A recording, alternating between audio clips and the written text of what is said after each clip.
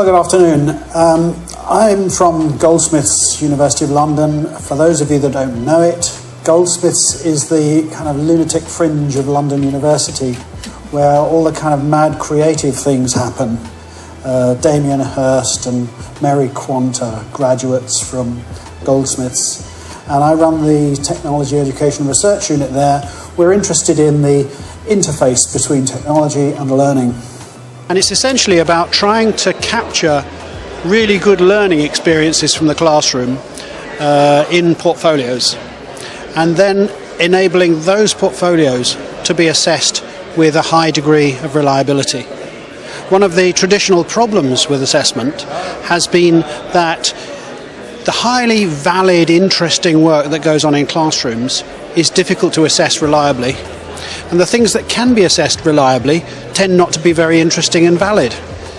So we have created a system where we capture real-life performance from the classroom in real time into web portfolios, and then have that assessed by teachers in a very reliable way.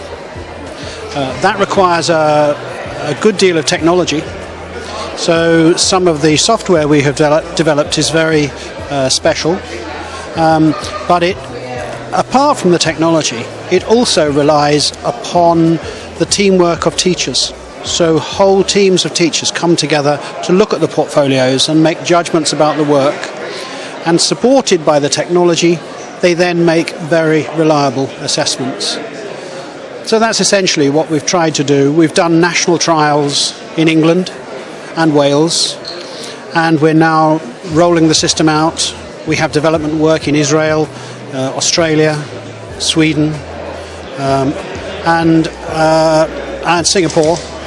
In fact, in many places where web-based technologies are becoming normal in the classroom. Singapore in particular is very concerned about all their children being web connected all the time, in and out of school. So they love the idea that we can use that as a basis for assessment. Australia is a different kettle of fish. You know, the outback has such vast distances, and assessment is a real problem unless you're web connected. If all the schools are web connected, all those distances just disappear. So there's all kinds of arguments for making use of it, but the one that really appeals to me is that we capture good learning experiences from the classroom and then use them as the basis for reliable assessment.